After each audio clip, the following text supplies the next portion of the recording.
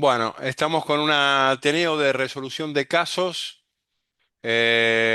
solicitado por la coordinación de la unidad coronaria del Hospital Universitario de La UAI en Gráficos. Y bueno, vamos a escuchar el caso clínico, a ver cómo modestamente, humildemente podemos colaborar. Están el resto de los coordinadores, está también el doctor Alejandro Botbol, cirujano cardiovascular. Así que bueno, estamos en condiciones de comenzar cuando quieras, Raneiro, cuando vos definas. Empecemos.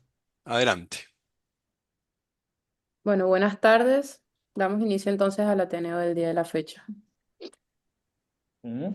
Vamos a comenzar hablando de un paciente que se encuentra internado en estos momentos en nuestra clínica de gráficos, cuyo ingreso a la clínica fue el día 2 de junio. Es un paciente masculino de 72 años de edad con factores de riesgo cardiovascular, hipertenso, diabético no insulino requiriente, enolismo y extabaquista y dislipidemia. Y otros factores de riesgo, edad, sexo. Factores de riesgo cardiovascular, una FA paroxística que actualmente se encontraba anticoagulada para eso, y una estenosis aórtica de moderada a severa por un ecocardiograma que se hizo, que después vamos a ver posteriormente en otra diapositiva. Otros antecedentes patológicos, una hiperplasia prostática benigna y como otro dato, una última internación que precisamente la tuvo en la clínica, gráficos, que fue en febrero de este año debido a una insuficiencia cardíaca, una fibrilación auricular y una infección urinaria por cándida. En cuanto a la medicación habitual del paciente, enalapril 10 miligramos cada 12 horas, carvedilol 6,25 miligramos cada 12 horas, venía con amiodarona de 200 miligramos día, metformina 850 miligramos día, tamsulosina 0,4 miligramos noche, atorvastatina de 40 miligramos día y acenogumarol cuya dosis tenía repartida la semana y le daba para una dosis semanal de 9 miligramos. No, desde aquí, una chica, A, digo, a no. ver, por favor, podemos cerrar los micrófonos. Gracias. Bien, una pregunta. El paciente está la mayor cantidad del tiempo en ritmo sinusal, ¿verdad? Buenos días, doctor. Bendiciones. Hola, ¿qué tal? ¿El paciente está en ritmo sinusal o está normalmente No, fibrilado? está Dentro de normalmente la internación, con los electrocardiogramas que tenemos, está está fibrilado. fibrilado. Bien, entonces es una FA que si desde el 9 del 24 está presente, es una FA persistente más que paroxística, ¿no? Esto es importante entender. Si, por ejemplo, en la última internación en febrero hizo una FA de alta respuesta con una infección a cándida y esa FA fue aguda, o si en realidad esa FA forma parte de su escenario arritmológico habitual y se descompensó por insuficiencia cardíaca. Queda claro que entonces el paciente está casi todo el tiempo fibrilado. Bien, Sí, sí, ok, doc. bien. ¿Cómo justificamos el uso crónico de amiodarona en este paciente? Si esa es la situación. Claro, en realidad mucha justificación no tendría, más que todo por la toxicidad que tiene también la miodarona asociada y porque lo que podríamos hacer es el control solamente de la frecuencia con Eh, beta bloqueadores. Es decir, en este cuadro general, la miodarona no tiene ningún objetivo, dado que yo no pretendo revertir una FA permanente y tiene todas las contras tóxicas, porque el control de frecuencia se puede hacer con fármacos muchísimo menos tóxicos que la miodarona, con lo cual la miodarona en este caso está de más. Estamos de acuerdo, ¿no es cierto? sí, Que la miodarona en la FA crónica no debe ser utilizada, a menos que estemos tratando otra cosa, arritmias ventriculares complejas, que no parecería ser el cuadro. ¿Estamos de acuerdo con esto? Sí, doc. Bien, si yo quisiera mantener a un paciente en ritmo sinusal, todavía yo podría pensar en la posibilidad de tener amiodarona. Si yo quisiera revertir una fibrilación auricular, que no es este el caso, tendría lugar la amiodarona. Pero una FA establecida, la amiodarona no tiene sentido. Solamente tiene un valor tóxico. ¿Sí? Adelante. Bien, esto que estábamos hablando ahorita es los estudios previos del paciente, previos a la internación. Tiene un Holter que se hizo en diciembre del año pasado con un ritmo sinusal, con taquicardias supraventriculares de complejo estrecho autolimitadas. Le daba máximo en 10 latidos.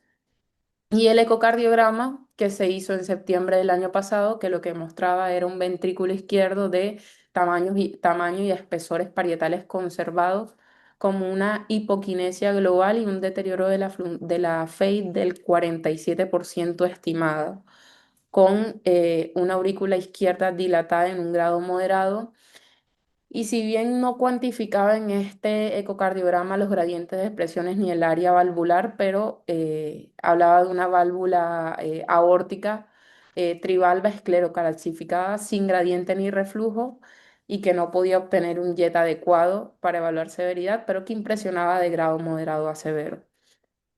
Después, el patrón de relajación monofásico en cuanto a la válvula pulmonar y a la tricuspidia normal. No se podía estimar la presión de la arteria pulmonar por el inadecuado jet de insuficiencia y un ventrículo derecho de tamaño normal. Una pregunta, este ecocardiograma, que es bastante previo al Holter, ¿se hizo también en ritmo sinusal? El paciente No, en este momento fue el primer episodio que tuvo de fibrilación. Me parece que no, porque describen ese ecocardio con patrón monofásico, así que seguramente ya estaba en FA. Es Ya está. probable, sí. Y bien, ok, adelante.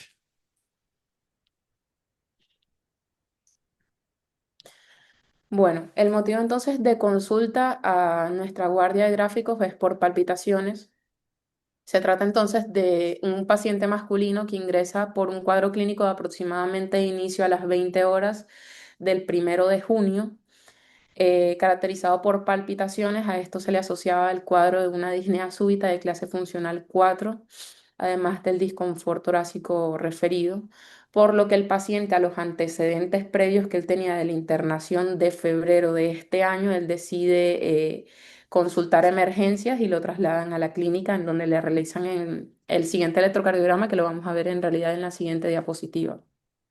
Al ingreso, en cuanto a los signos vitales, una presión arterial de 120/72, una frecuencia respiratoria de 22 por minuto, una temperatura de 36, la saturación de oxígeno de 96% al aire ambiente. Después, en cuanto a lo patológico y lo que también es negativo, que es importante mencionar al examen físico, a nivel pulmonar, buena entrada de aire sin sobreagregados, el tórax es simétrico, norma expansible, pero a la auscultación cardíaca sí se auscultaba un soplo lo sistólico eyectivo de intensidad 3/6, 4/6, en foco aórtico que irradiaba cuello y que borraba el segundo ruido. El paciente sin edemas periféricos, después con buena perfusión distal, un llenado capilar menor a 2 segundos. Adelante. Bueno, este es el electrocardiograma del ingreso del paciente del 1 de junio. Ah, qué belleza. Bien, acá lo que se evidencia es una taquicardia de QRS ancho con una frecuencia cardíaca estimada aproximadamente de entre 250 a 200 más o menos por minuto. Bien. ¿Los RR son Regulares. regulares? Sí, Sí, bien, sí. ok. ¿Y a ustedes qué les parece que es esto? Bueno, en realidad aquí lo que se le hizo fueron los criterios De Brugada. de Brugada exactamente ¿Y qué te dieron? y daban para una taquicardia supraventricular. ¿Por qué? Ausencia pues ya todos los criterios, digamos, los venía descartando. Tenía ausencia de RS en precordiales, entonces ese de por sí ya nos derivaba pues a taquicardia supraventricular.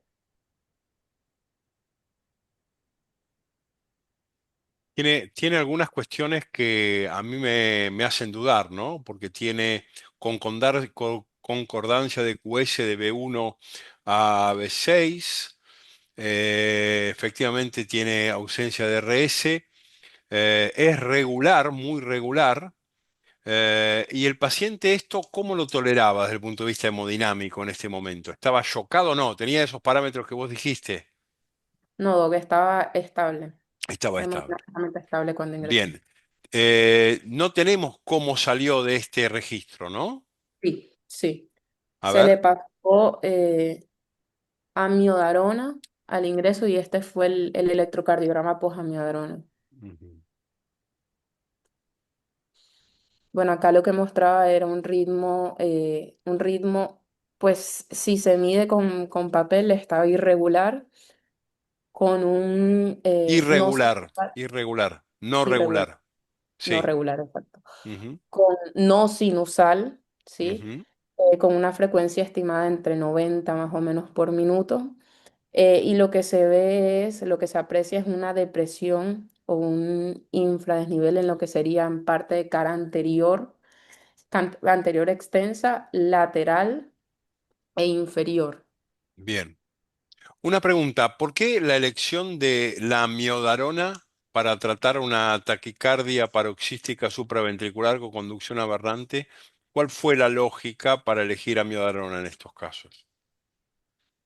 Y capaz en ese momento pensaron como el paciente estaba estable hemodinámicamente, ya tenía la sintomatología de varias horas de evolución, Ujú. no Digamos, se si pensó tratan, en una cardioversión eléctrica. poner el electrocardiograma previo, por favor. Si tratamos una taquicardia ventricular, yo entiendo la amiodarona. Ahora, si tratamos un ataque supra con conducción aberrante, que perfectamente puede ser por reentrada, tenemos otros fármacos de primera elección, ¿no es cierto? Antiguamente usábamos el verapamilo, pero hoy la adenosina es un fármaco útil para el tratamiento de este tipo de pacientes. De todas formas, todavía yo no estoy muy convencido que esto sea un ataque supra con conducción aberrante. Si bien parece serlo, asumo que esto es así. Me parece que si uno asume ese camino, la amiodarona no es la droga para el tratamiento de este tipo de arritmias, si bien claramente va a ser efectiva en la resolución. Uno puede empezar con adenosina, uno puede empezar eventualmente con verapamilo, ¿sí? Reneiro, ¿cuál fue el razonamiento? ¿Te acordás de esto en particular o vos te confirmaron o te comunicaron cuál fue el razonamiento para darle a amiodarona? Sí, hay un dato importante aquí, es que cuando el paciente ingresa, por lo que escuché, se internó con las palpitaciones y un disconfort torácico, que uno lo puede interpretar como dolor, ¿no? Ajá, Que vendría a ser un equivalente de inestabilidad, que es ajá. algo que discutimos mucho. Esto En no este nos lo caso, dijeron, nos dijeron que llegó asintomático, digamos. me pareció que les escuché decir que había disconfort. Lo que Ajá, pasa es que eso seguramente no se jerarquizó ujú, como dolor o se interpretó como dolor, porque de esto hablamos mucho, de este tipo de electrocardiograma, uno en primera instancia los interpreta como una ATB y si el paciente tiene algún signo, no necesariamente hipotensión, dolor, disnea, se considera también totalmente de un acuerdo. parámetro de inestabilidad y eh, lo correspondiente es cardiovertir. Sí, yo no Eso por un lado. registré el antecedente puntual. Sí, escucho. Por otro lado, si no me equivoco, esta medida se hizo en guardia. Parece que Bien, nos presentaron al paciente posterior a la indicación está bien. del Entonces, omedador. como comentarios generales, un paciente que presenta Angor o algo parecido a Angor o inestabilidad hemodinámica o insuficiencia cardíaca más leve, es un paciente que requiere cardioversión eléctrica, ¿no? Como primer paso terapéutico. Y si efectivamente uno cree que el paciente está estable, definitivamente la droga a utilizar para revertir una taquicardia paroxística supraventricular con conducción aberrante sería eventualmente la adenosina o, en su defecto, el verapamilo, que tiene un efecto vasodilatador muy marcado. Bien, adelante.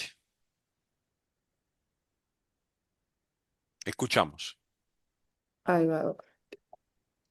Bueno, Y así quedó, digamos. así quedó sí después de la miodarona. Y Y después que, sobre este electrocardiograma, el sí. anterior a este, Ujú. nosotros lo pudimos ver en papel y lo veíamos bastante regular este electro para pensar que había salido con FA. Bien. Y la verdad que nos quedaba la duda A si mí también detrás me de queda la ese, duda desde el principio, porque ese tiene, no, el siguiente. tiene cuestiones, este en particular a mí me hace pensar en una arritmia ventricular. Pero bueno, aquí entonces tenemos como datos importantes supranivel del ST en ABR e infradesnivel del ST de B4 a B5 con un ritmo que yo obviamente habría que medirlo precisamente, no sé hasta qué punto es irregular, parece, sí, esto parece irregular, o parece nodal, o parece una FA muy organizada, ¿no es cierto? Exacto, sí. Bien, esto es posamiadrona. ¿Cómo avanzó? ¿Qué pasó? Bueno, este fue el electrocardiograma del día posterior Ujú, del 2 de julio. Donde aquí lo que podemos observar como cambios es que el ritmo ya se ve un poquito más, o sea, Macarena, se ve más, está en silencio, sí. Adelante. el ritmo ya aquí lo podemos ver un poco más, o sea, lo vemos marcadamente irregular, Ujú, no sinusal, con presencia de lo que sería ondas T negativas en cara anterior, cara lateral y en cara inferior. ujú. Y un dato perdón, volvé para atrás. Un dato muy interesante es que tiene signos de sobrecarga ventricular derecha bastante marcados, ¿no? Fijémonos, son una R igual que es en B1, en B2, en B3. Digamos, tiene signos de cierta sobrecarga ventricular derecha, con una R prácticamente igual de B1 y una S mucho mayor en B1 que en B6. Es decir, da la impresión que es un corazón sobrecargado con sobrecarga derecha. Pero bueno, también es cierto que el paciente presentó disnea súbita estando anticoagulado. Adelante. Bueno, este es el laboratorio de ingreso. Paciente, un segundito, sí, paciente como datos en realidad positivos. La troponina de ingreso de 16. Glucemia, bueno, el paciente ya se conocía diabético. Pero ingresó bastante dulce, ¿no? La cosa. Sí. Bastante, bastante. Y el ring de ingreso era de 1,26, o sea, no se encontraba en rangos terapéuticos. Bien. Eso acerca la posibilidad de un TEP. Sí, adelante. Bien, doc. Esto es el ecocardiograma que se hizo transtorácico el día 2 de junio. Lo que informaba, en realidad, bueno, lo que está resaltado en rojo en realidad es sobre todo lo que sería el área valvular y los gradientes de presión máxima y la velocidad en cuanto a la válvula aórtica, ¿no? Bueno, acá sí nos está hablando de una FEI del 49% con un índice cardíaco conservado, el volumen sistólico conservado. Acá lo que nos habla en realidad es de que el área valvular aórtica que se midió por planimetría es de 1,1 por centímetros al cuadrado. Hablaba también de que, bueno, la función diastólica con un patrón monofásico y después, bueno, la TAPSE de 19, aurícula derecha de tamaño conservado No se observaba derrame pericárdico y en cuanto al Doppler, lo que mencionaba era una velocidad máxima de 3,65 milímetros por segundo y un gradiente de presión máxima de 19 milímetros de mercurio, gradiente medio. Bien. Después, bueno, una insuficiencia aórtica leve y pues las conclusiones más o menos lo he hablado anteriormente. Esto en realidad, por criterios acá de la tablita, el área valvular habíamos dicho de que era de 1,1, entonces era como que nos daba ahí entre el límite, entre una moderada, o sea, era el límite inferior a la moderada para llegar a ser después severa. Y esta es una tablita como para ver exacto, para ver en qué grado nos encontrábamos. Por eso la clasificaba de moderada a severa. Ujú. Y acá midiendo el tema de la velocidad máxima por el ecocardiograma, con los gradientes de presiones. Acá vamos a pasar a la CCG que se hizo el día 3 de junio. Vamos a salir de acá porque los videos no me permitió compartirlo desde acá. Y vamos, La cinecoreografía se hizo pensando eventualmente en una cirugía, ¿no es cierto? sí, doc. ¿O se sospechó un síndrome coronario agudo? Se En sospechó realidad, un síndrome coronario agudo en el contexto de que post electros que le repetimos al paciente post amiodarona se veía cambios una en en la alteración. repolarización. Sí. Ujú. La troponina había sido negativa, ¿no?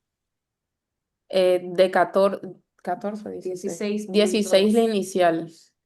No se logró hacer la curva inicialmente por Bueno, en la este taquiardia. primer video, que es un corte oblicuo derecho, donde se ve la coronaria izquierda en la totalidad y ahí podemos ver la circunfleja y ahí la DEA, no sé si lo... un poquito.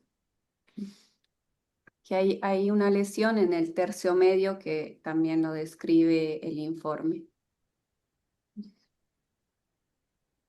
Ujú.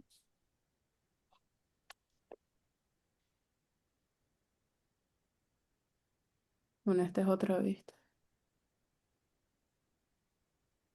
Ahí justo se ve la primera septal y que posterior a la primera septal se ve la lesión de la DEA. Sí, justo está ahí la curva de la primera septal que molesta, pero se ve, sí, sí, se ve. También hay ciertas irregularidades en la circunfleja, que si bien es de calibre ancho, no tiene gran cosa, ¿no? Pues iba la última, ¿no?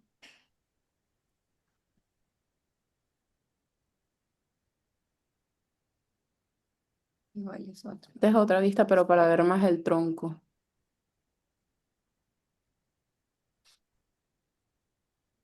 De todas formas, esa lesión de descendente anterior lejos está de ser la causal de los problemas de este señor, ¿no? No es este el Vamos a ver. mecanismo fisiopatológico que más nos Ahí preocupa. ya en Ujú, el corte oblicuo izquierdo, donde vemos la coronaria derecha, ujú.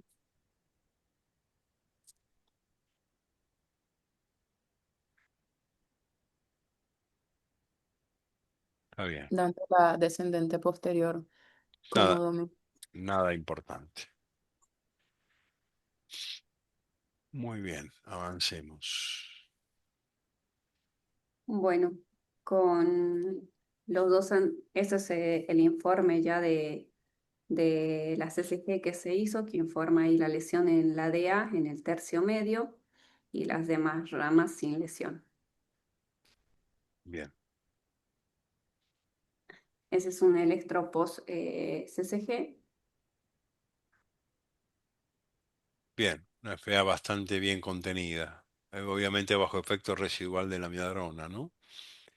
Y el ST parece estar nivelado y normalizada la La onda. repolarización.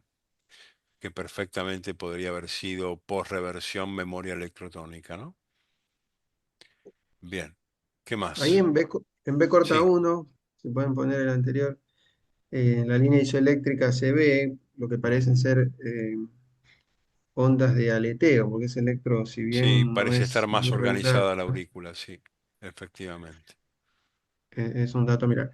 Hay un dato también importante, que cuando presenten los cateterismos, los estudios, hay que tratar de mencionar la justificación, por qué se llegó a solicitar los estudios para ir entendiendo mejor eh, qué era lo que estábamos elaborando mentalmente o discutiendo en el camino a entender el paciente, ¿no?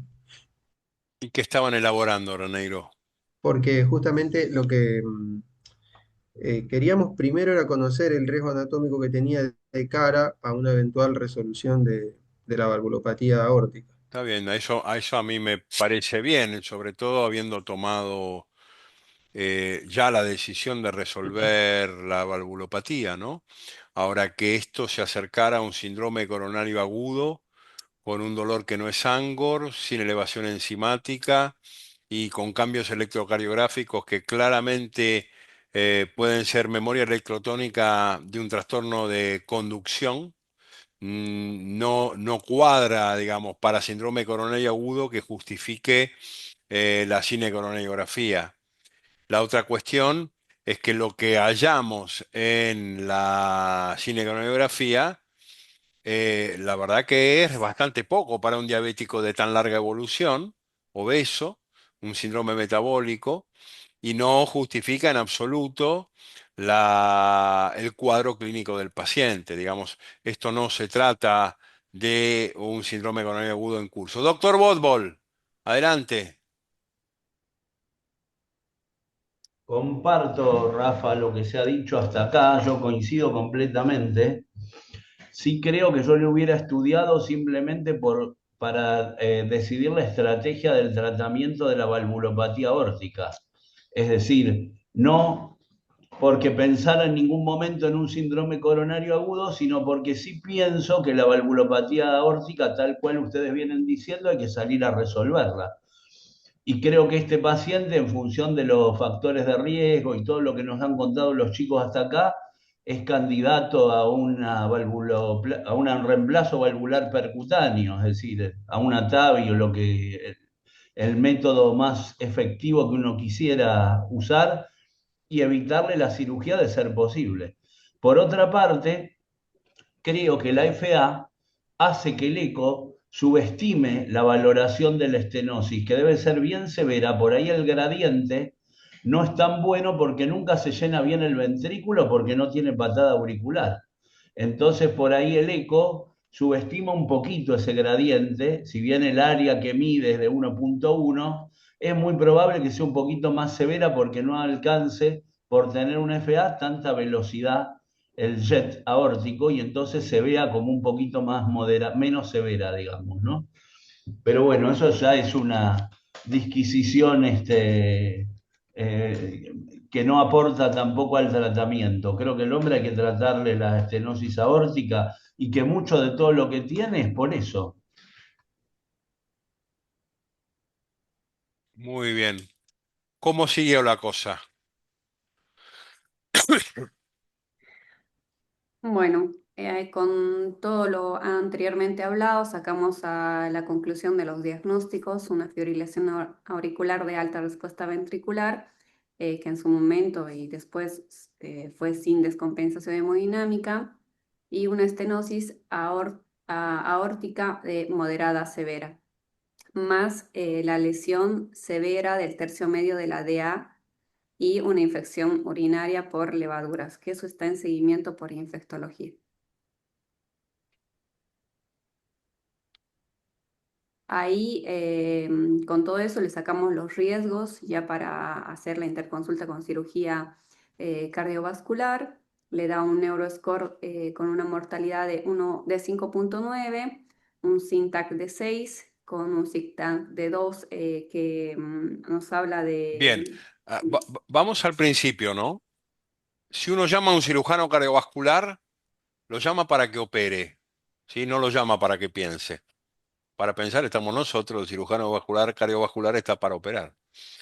Básicamente, si llaman al cirujano cardiovascular es porque creen que este paciente es quirúrgico. ¿Y ustedes creen que este paciente es quirúrgico? Si llamamos al cirujano cardiovascular para preguntarle lo que hay que hacer, estamos jodidos como cardiólogos, ¿no? Digamos, ¿creen ustedes que este paciente es para operar? ¿Qué es lo Menos a mí, que les voy a decir que no es quirúrgico. claramente? A todos los demás van a hacer lo que dice Rafael. ¿Eh? ¿A ustedes creen que el paciente es para operar realmente? Porque si llaman al cirujano porque lo llaman para operar, no para que opine respecto de lo que hay que hacer. Ustedes como cardiólogos son los que definen lo que hay que hacer, ¿sí? ¿Qué opinan? Escucho, escucho fuerte y claro. Las niñas que presentan, ¿qué opinan ustedes? ¿Llamaron al cirujano cardiovascular? ¿Por qué y para qué? Creo que no sería un paciente para operar, en este caso no plantear una cirugía mixta ni nada, capaz es como dice el doctor TAVI y hacer un seguimiento. O sea, primero sería una resolución, no sé si de la DA y hacerle controles de ecocardiograma, porque en el ecocardiograma en que le hicieron con una FA no se midió muy bien si era muy severo. No sé si está bien lo que estoy pensando. Eh, no sé, eso es lo que pienso, capaz no una cirugía. ¿Acá terminaron los datos del paciente o hay más? Acá, terminaron acá, después Bien, vienen los estudios prequirúrgicos. bien. Primero que nada, se trata de una estenosis aórtica sintomática. Y esto ya permite prescindir completamente de las características anatómicas, permite evitar la disquisición si se trata de moderada o si se trata de severa. Es una estenosis aórtica sintomática por insuficiencia cardíaca y este paciente requiere una resolución de su estenosis aórtica. Respecto de la disquisición, si se trata de moderada o severa, este paciente tiene síntomas y tiene una fracción de eyección moderada, no severamente deprimida, con lo cual no califica para una low flow, low gradient estenosis.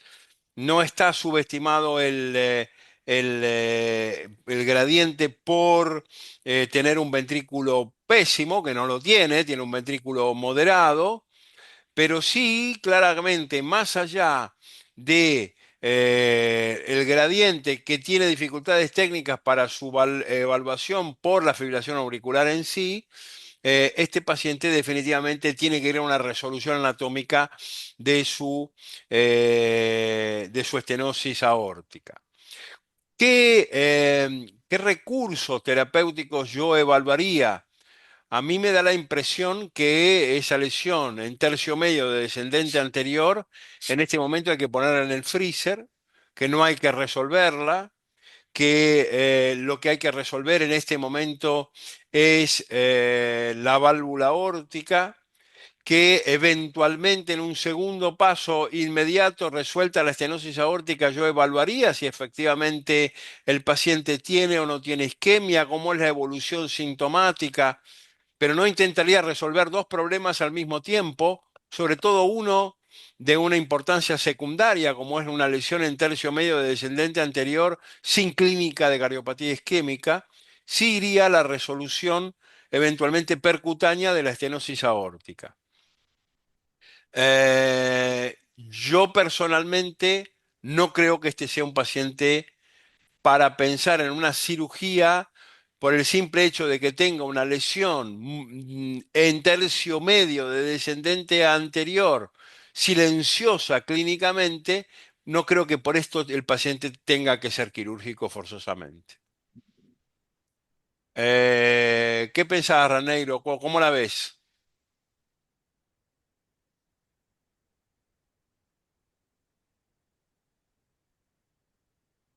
Bueno, yo creo que todos coincidimos en que hay que resolver esta estenosis y un poco la- el, el objetivo de este Ateneo era consensuar qué sería lo más conveniente para el paciente. Nosotros tratamos de evaluar, entre otras cosas, más allá de los scores de mortalidad y de riesgos prequirúrgicos, pensando en algún momento quizá en una cirugía combinada, en la fragilidad del paciente, en la autonomía que el paciente tiene, que es un dato importante también que hay que tener en cuenta de cara al tipo de procedimiento que se le va a realizar. Este paciente, eh, nosotros en algún momento pensamos que la cirugía podría ser una opción y empezamos a pedir estudios prequirúrgicos, eh, porque hay que pensar también, no sé si es un tema también para charlar en los recursos de los que podríamos llegar a disponer eventualmente, ¿no? Para poder resolver esta valvulopatía, porque a veces el acceso a la TAVI no es Yo, como esperamos o deseamos. yo, Es un yo dato entiendo también. esto que vos decís, pero digamos, una cosa es lo que hay que hacer y otra cosa es lo que se puede hacer. Uno tiene que, en la gestión cotidiana, acercar lo que hay que hacer a lo que se puede hacer. Tal cual. Em, Definitivamente a mí me da la impresión que hoy por hoy en este tipo de pacientes la primera opción terapéutica es la resolución percutánea de su estenosis valvular aórtica. Claramente que si eso no está al alcance administrativo, no están los recursos para poder hacerlo, que sí están en realidad, el paciente tiene que ser operado, puesto en bomba, recambio valvular aórtico y eventualmente un puente a la descendente anterior. Pero en la relación de la relación costo-beneficio, hoy por hoy, al 9 del 6 del 25, en este paciente prácticamente sin enfermedad coronaria, con un syntax bajísimo de enfermedad coronaria, es un paciente de resolución percutánea. Y eventualmente después ver qué se hace con esa descendente anterior en tercio medio. Esa es mi opinión. Alejandro, bueno, vos ya habías expuesto tu posición. Sí, yo creo que un paciente con estos factores de riesgo, la única, digamos, razón que habría para operarlo sería que o tenga una lesión coronaria inangioplastiable, es decir, inabordable, muy severa, que determine su evolución o que no se pueda hacer la TAVI. Todo lo demás hace que este paciente tenga que ir a un reemplazo valvular aórtico percutáneo y una angioplastia posterior si es que hace falta, como dice Rafael. Es decir, mandar a cirugía a este paciente hoy con las guías internacionales no resiste el menor análisis. O sea, en una ciudad como Buenos Aires, donde el paciente tiene a su alcance todos los medios disponibles. O sea, la realidad que un paciente con todos estos factores de riesgo es una cosa que no resiste análisis alguno mandarlo a operar. Cuando se puede resolver por hemodinamia y hacerle una angioplastia a la DA posterior si es que lo requiere. Lo más probable es que no lo requiera, como dice Rafael, es decir, que no haya posibilidad de documentar isquemia funcional con una prueba a posterior de resuelta la estenosis valvular aórtica. Si vamos a los números para documentar esto en la historia clínica, nosotros no dudaríamos en operar a este paciente si tuviera un syntax de más de 33, que no lo tiene, tiene un syntax 1 de 6, digamos, y un syntax 2 de 23, con lo cual a mí me da la impresión que no tengo indicación para revascularizar a este paciente por vía quirúrgica, que no tengo siquiera indicación para revascularizar a este paciente ahora, y que un score de mortalidad del 6% para un reemplazo valvular aórtico es muy alto para lo que es la bibliografía internacional. Normalmente estamos hablando de una mortalidad prevista en un ventrículo moderado entre el 0,5 y el 2%, ¿sí? Sobre todo un reemplazo valvular aórtico. Y acá tenemos un 6% de mortalidad prevista, con una fragilidad que es moderada. A mí me da la impresión que por todo esto yo no le pediría la cirugía, y por todo lo que implica la evaluación de Syntax de 6, muy lejos de 33, que lo transforma al paciente en claramente quirúrgico, es también un paciente para una eventual resolución percutánea. La verdad es que teniendo los recursos disponibles, perdón, me corrijo, de tener los recursos disponibles, el standard of care de este paciente es reemplazo percutáneo o reparación percutánea de la válvula aórtica, compensación de su estatus metabólico, evaluación funcional a 4 meses de distancia, por lo menos, de su lesión de descendente anterior en tercio medio, y después vemos cómo sigue. Esta es mi opinión. Margarita, ¿estás por ahí o se tuvo que ir a trabajar? Hola, sí, estamos acá. Maggie, Estoy ¿cuál con es tu Diego. opinión del caso? Sí, en realidad, a mí me generaba muchas dudas este paciente, porque si bien los síntomas claramente él es un paciente que está sin síntomas en el día a día y siempre se han vinculado la sintomatología a la descompensación de su arritmia. Pero si bien es cierto que ya es la tercera vez que tiene la FA de alta respuesta y que, bueno, seguramente es por la progresión de su valvulopatía, ¿no? Pero eso también es importante, que los síntomas se vinculan siempre a la arritmia.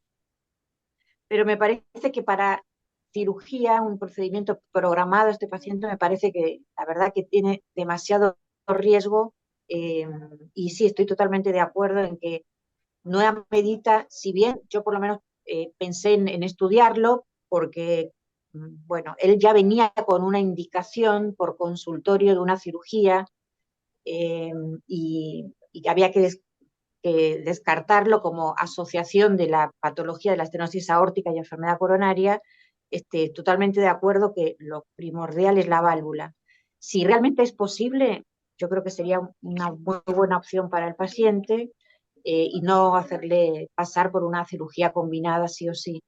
Y el otro punto es la oportunidad, tal cual, ¿no? No ahora, porque tiene muchas cosas extras para revertir, como es el tema de su infección urinaria, descartar una prostatitis crónica por levaduras, un estudio en Estabilizarlo profundidad, un poco metabólicamente, de ¿no? lo metabólico, exactamente. Creo que la oportunidad no sería quizá en esta internación, ¿no? No. Eso es un poco la impresión. Muy bien. ¿Alguien más quiere? Gracias, Maggie. ¿Alguien más quiere dar opinión?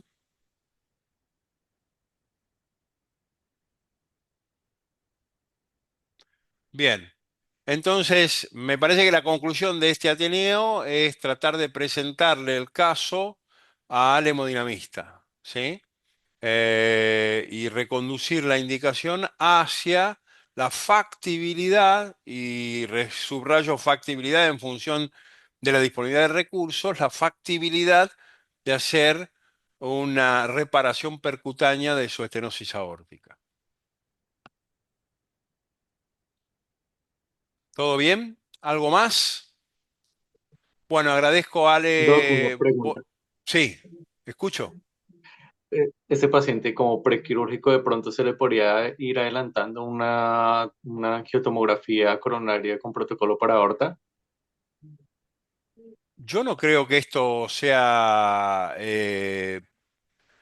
para hacer ahora. Me parece que es muy probable que el hemodinamista requiera conocer las dimensiones de la raíz aórtica y que solicite una angiotomografía con reconstrucción helicoidal. A mí me parece que ahora hay que resolver la infección urinaria, normalizar la glucemia, vigilar la función renal, y bueno, que el hemodinamista solicite los estudios que él crea necesario para solicitar eventualmente la prótesis que le parezca. Me parece que este es un recurso técnico que no cambia conducta ahora respecto de la decisión terapéutica, pero sí es un condicionante técnico para el hemodinamista que él solicitará si lo cree necesario, ¿no? ¿Se entiende lo que quiero decir? Perfecto, gracias. Bien. Sí, ¿Qué más?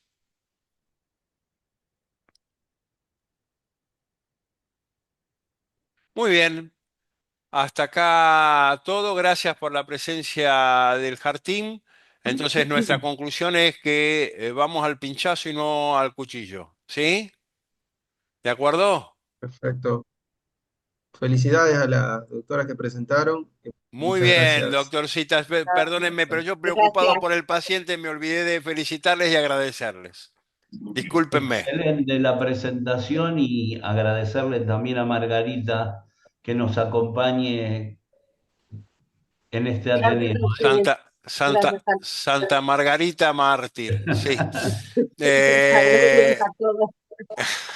Gracias. Chicos, de paso les cuento a los de primer año, no te vayas a leer, no te vayas, que No, no me voy. el lunes que viene empieza la cursada para los de primer año de eh, buah, Profesionalismo, de ¿no? profesionalismo, gracias, se llama Alzheimer la cursada, de profesionalismo con el doctor Botbol, ¿sí? Nada más, que después les vamos a acercar el link. Sí, el link va a ser, la reunión va a ser el martes, porque